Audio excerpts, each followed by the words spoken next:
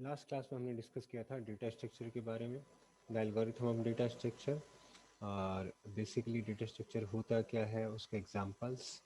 आज की क्लास के लिए हम डिस्कस करेंगे सबसे पहले द कैरेक्टरिस्टिक्स ऑफ एल्गोरिथम। अगर हम किसी भी पर्टिकुलर एल्गोरिथम की बात करते हैं, the algorithm have required the following characteristics. First one is unambiguous. Unambiguous means every step of algorithm should be clear. Means जब भी आप किसी एल्गोरिथम को बना रहे हैं तो every step should be clear. The second point is input. Input means the algorithm should have the well-defined inputs. मतलब जो भी आप inputs दे रहे हैं, जो भी number of steps हैं, वो सब clear होने चाहिए. The third one point is output means the output is desired result. Means whatever the desired result from the algorithm or particular program, that will be your output. Means जो output आए वो आपका well defined manner में हो और आपका desired output हो. Next step is finiteness. Finiteness means algorithm must terminate after a number of finite number of steps. Means एक number particular steps के बाद वो आपका कंप्लीट हो जाए. ऐसा नहीं है कि नंबर ऑफ टर्मिनेट ही नहीं हो पा रहा आपका प्रोग्राम, इनफाइनाइट स्टेप्स हो गए हैं. Next step is feasibility means every solution is feasible. Means should be feasible with the available resource. आपकी वो फिजिबिलिटी शो करे. Independent means an algorithm be independent of any programming code. Means it will not dependent on any other program or any other algorithm. So these are the basic steps or characteristics of the algorithm. First one is unambiguous, second one is input, third one is output, fourth one is finiteness, next one is feasibility, and last one, sixth one is independent. Yeah. इसके बाद आता है सबसे जो important matter है आपका, concept of complexity of a program. कि जब भी आप कोई प्रोग्राम बना रहे हैं या आप कोई एल्गोरिथम लिख रहे हैं तो कॉम्प्लेक्सिटी क्या होती है, कॉम्प्लेक्सिटी को हम कैसे लिख सकते हैं, किसी भी एल्गोरिथम को हम कॉम्प्लेक्सिटी को किस तरीके से एनालिसिस कर सकते हैं. तो सबसे इम्पोर्टेंट टर्म ये है कि कॉम्प्लेक्सिटी की नीड क्यों है.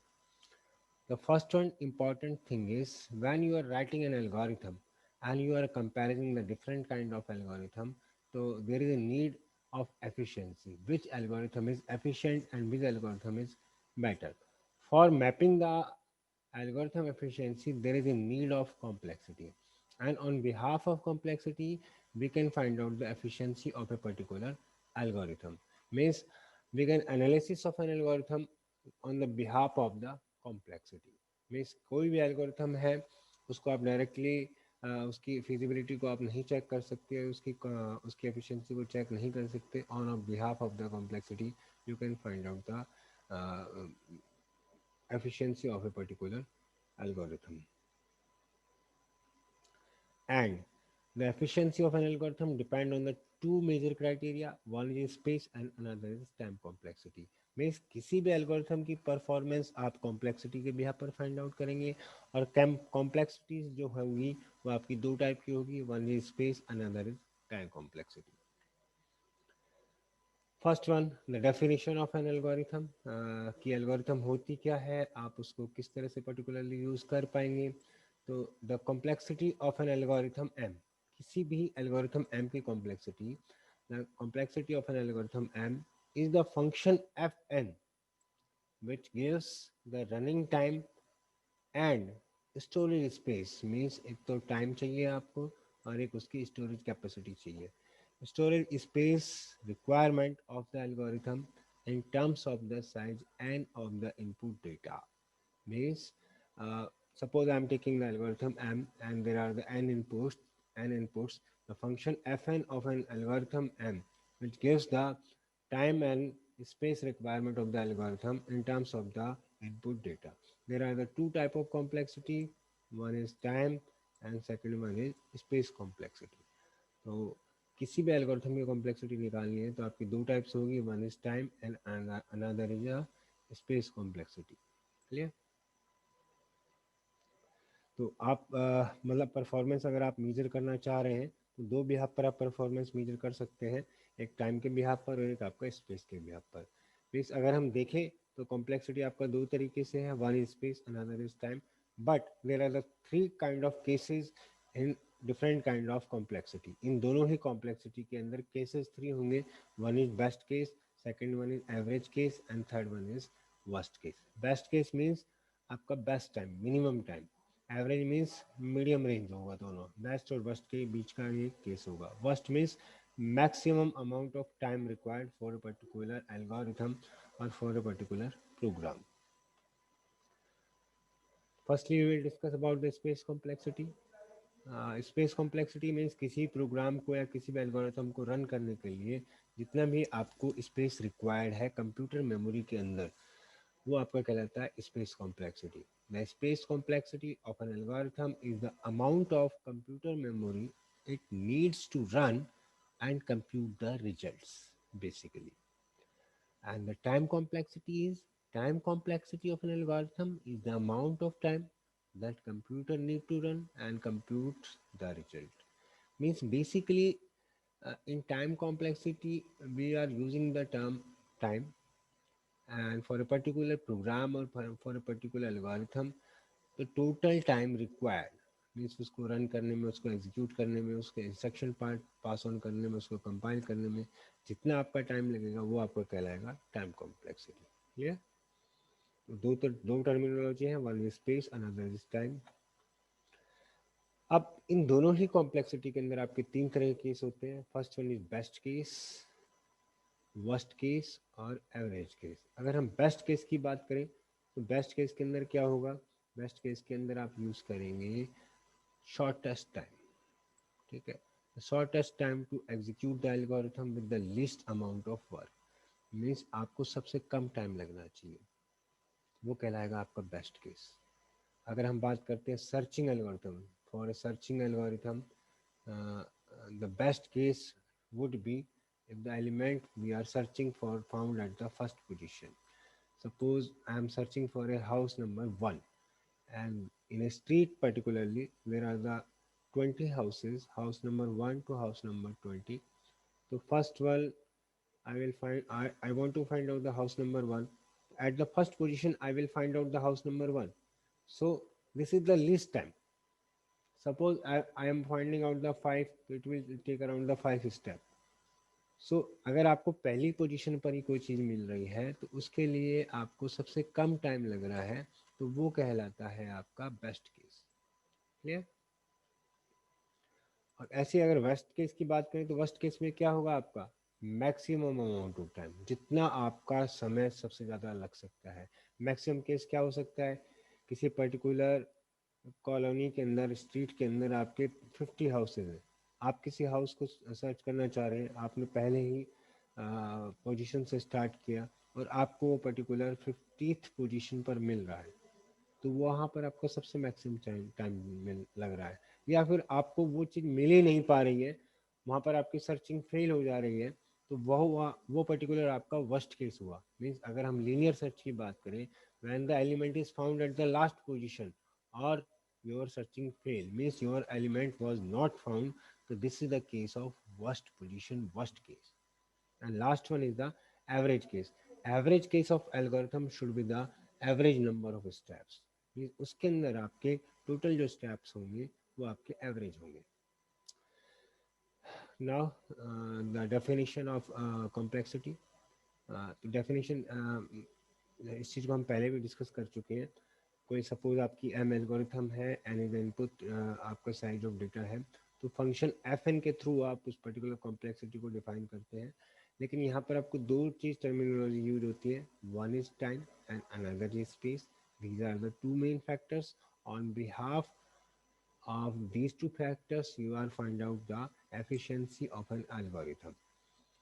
और इसी के अंदर जो आपका है, अगर हम बात करें स्पेस कॉम्प्लेक्सिटी की, अगर स्पेस कॉम्प्लेक्सिटी की हम बात करते हैं, स्पेस कॉम्प्लेक्सिटी के अंदर जो है आपका स्पेस कॉम्प्लेक्सिटी जो है of an algorithm represent the amount of memory space required by the algorithm in its life cycle. Means इस टोटल प्रोग्राम के अंदर जितने भी आपका स्पेस लगा है वो कहलाता है आपका space complexity. And space complexity is equal to S M equals to c plus si. C is the constant part and si is the variable part of the algorithm. Sm means space complexity of algorithm m is equal to the constant part plus variable part of the algorithm. Next is time complexity. The time complexity of an algorithm represents the time required by the algorithm to run the completion. Suppose मैं कोई multiplication का programme बना रहा हूँ. सबसे पहले मैंने वहाँ पर दो इंटीजर वैल्यू को पास ऑन कराया ए और बी, और उन दोनों को उसकी वैल्यूज़ को मैंने भी वहाँ पर इनपुट्स किए, कीबोर्ड की तरह इनपुट दिए, और उसका मैंने मल्टीप्लिकेशन कैलकुलेट किया 3 × 2 = 6, और उसकी वैल्यू को पास ऑन किया सी के अंदर. तो वहाँ जब प्रोग्राम स्टार्ट होने से लेकर उसके इंस्ट्रक्शन पास ऑन कराने से, फिर उसके बाद उस प्रोग्राम को कंपाइल कराया, फिर उसका रिजल्ट आया, और उस रिजल्ट को आपने एग्जीक्यूट कराने के बाद रिजल्ट फाइंड आउट किया, उस सब के अंदर जो टोटल टाइम लगा है वो कहलाता है आपका time complexity. Means it is a kind of numerical function, and this numerical function can be measured at the number of step, which is called as the tn. Clear? So this is your time complexity basically. And सबसे important thing जो आपके university में question paper आता है, वो आता है आपका इस नाम से कि what do mean by complexity and what are the different asymptotic notation, explain the big O, omega and theta notation. Clear? तो आदित्य, जो आप क्वेश्चन पूछना चाह रहे थे वो यही था कि हम बेस्ट एवरेज और वर्स्ट केस के हिसाब से हम बिग ओ, ओमेगा और थीटा नोटेशन को फाइंड आउट करेंगे. ओके. तो असिम्प्टोटिक से मतलब क्या है? Asymptotic analyse refer to the computing the time of any operation in mathematical unit of computation, and there are the three different cases. One is best, second one is average, and last one is worst case. Clear?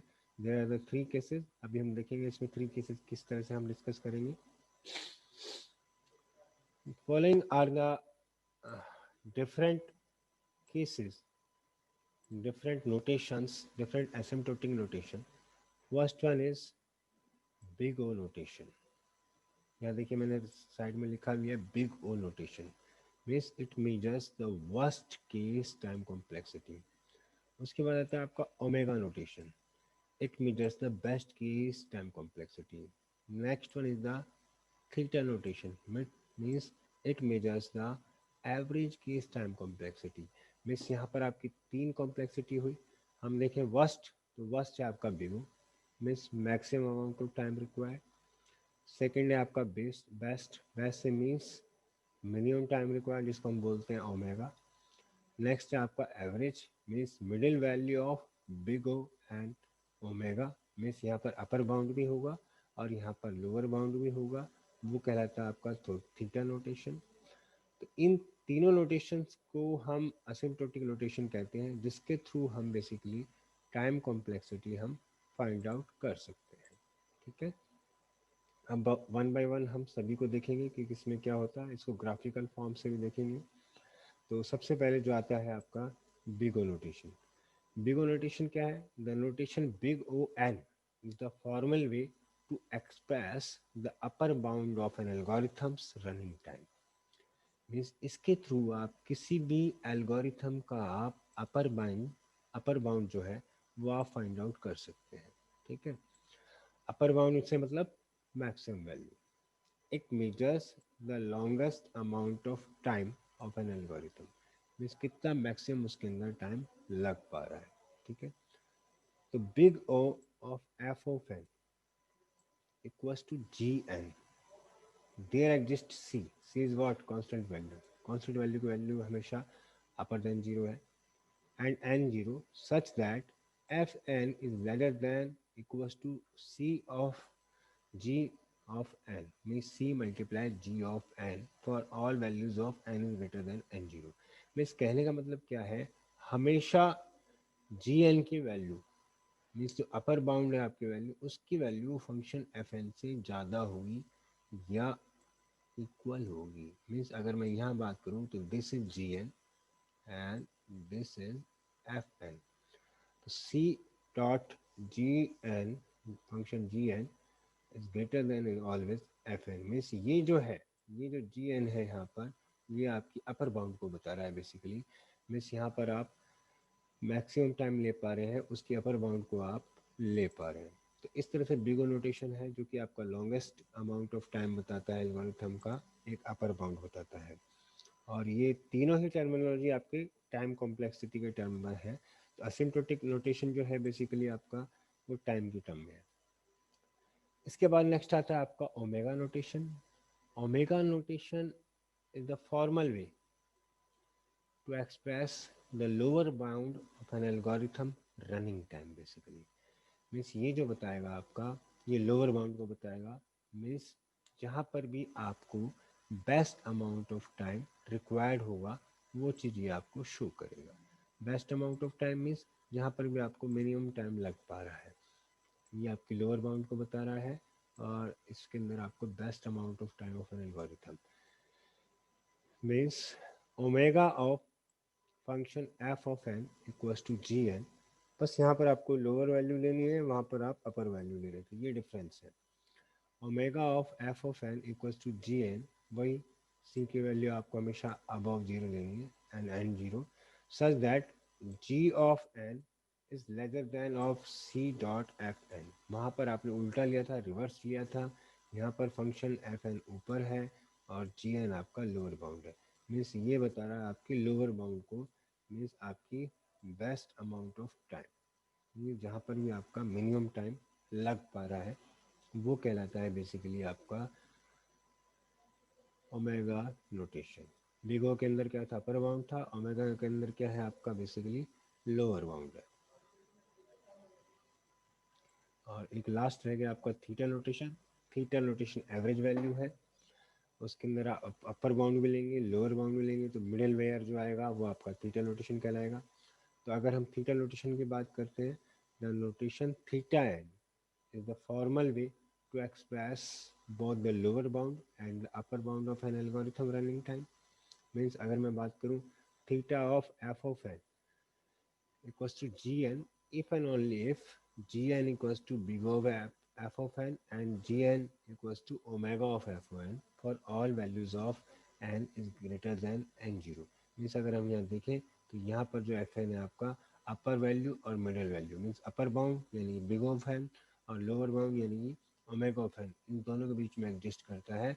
That is called the that is called the theta of n, means this is a kind of average value।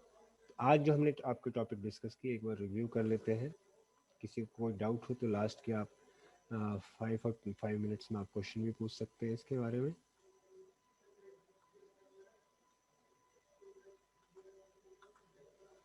सबसे पहले हमने इसमें discuss किया था characteristics of algorithm, कि आपकी किसी भी एल्गोरिथम की करेक्टरिस्टिक्स क्या हो सकती है। उसके बाद हमने देखा था concept of a complexity of a program, means program की कॉम्प्लेक्सिटी आपको किस लिए नीड होती है। इसके थ्रू आप बेसिकली एफिशिएंसी फाइंड आउट कर सकते हैं किसी भी एल्गोरिथम की। मीन्स एफिशिएंसी के फाइंड आउट करने के लिए ही आपको कॉम्प्लेक्सिटी चाहिए बेसिकली। और दो तरह की होती है आपकी complexity, one is space another is time. Means किसी भी एल्गोरिथम की परफॉर्मेंस आप दो बिहार पर निकाल सकते हैं, एक स्पेस और एक टाइम। फिर किसी भी एल्गोरिथम की एम की आपको कॉम्प्लेक्सिटी निकालनी है तो वो आपका फंक्शन एफ एन के थ्रू मेजर होगी। इसके थ्रू आप running time and space requirement देखेंगे। Two type of complexity are there, one is time and another is space complexity. And अगर हम केसेस देखें तो इस दो टाइप की कॉम्प्लेक्सिटी में तीन केसेस हो सकते हैं, one is best, second is average and third one is the worst case. Clear. अगर स्पेस कॉम्प्लेक्सिटी बात करें तो मीन्स किसी भी प्रोग्राम को किसी भी एल्गोरिथम को रन करने के लिए कितना बेसिकली आपको कंप्यूटर के अंदर मेमोरी नीड है, that is called the space complexity. Time means the time amount required for a particular program to give the desired result basically. Best case means whatever the shortest time required to for a particular algorithm, means least amount of time of work. Suppose we are taking the example of linear search, so we have to find out a particular number and it found on the first position. That means this will be giving the least amount of time. Worst case means maximum time amount of time required for a particular algorithm. अगर हम देखें इसके अंदर linear search के अंदर, अगर आप कोई भी पोजीशन फाइंड आउट करना चाह रहे हैं किसी भी एलिमेंट की, वो आपको लास्ट पोजीशन पर मिल रहा है, या आपकी सर्चिंग फेल हो जा रही है, आपको वो पर्टिकुलर जो एलिमेंट आप सर्च करना चाह रहे हैं वो मिल ही नहीं पा रहा है, तो that is called the worst case. Average case means किसी भी एल्गोरिथम के अंदर आपको उसमें एवरेज नंबर ऑफ स्टेप्स लग पा रहे हैं। तो टाइप ऑफ कॉम्प्लेक्सिटी वही स्पेस कॉम्प्लेक्सिटी होता है। स्पेस कॉम्प्लेक्सिटी क्या है आपका बेसिकली कि कितना आपको मेमोरी में स्पेस रिक्वायर्ड है बेसिकली। और ये जो होगा S M space complexity of algorithm M equals to C plus S I, where C is the fix part and S I is the your variable part basically. Next is time complexity. Time complexity means time required for a particular algorithm to run the completion for a particular desired result, and it can be measured as a numerical function of t of f of t of n basically. Now we are having to need of asymptotic notation, and asymptotic notation is giving computing the running time of any operation in mathematical units of computation. And there are the three cases we had already discussed: best case, average case, and worst case. And these three cases are defined in asymptotic notation through the notation. One is big O, omega notation, and theta notation. Big O means it will give the worst case complexity, omega means best case, and theta notation means average case complexity. And big O notation means it will give the upper bound basically. Upper bound means the maximum amount of time required, longest amount of time required for a particular algorithm. Means यहाँ पर आप जो भी function लेंगे वो आपकी maximum value बताएगा। उसके बाद ओमेगा नोटेशन है। ओमेगा नोटेशन के अगर अंदर हम देखते हैं तो this will gives the lowest bound, lower bound basically means best amount of time required of algorithm is called the omega notation. And last one is theta notation. Theta notation is what? This will gives the middleware means दोनों ही value होंगी इसके अंदर, अपर और lower. तो it is a formal way to express both the lower bound and upper bound of an algorithm. तो यहाँ तक हमने डिस्कस किया basically complexity. Tomorrow we will start from the array, then we will start from the stack. ये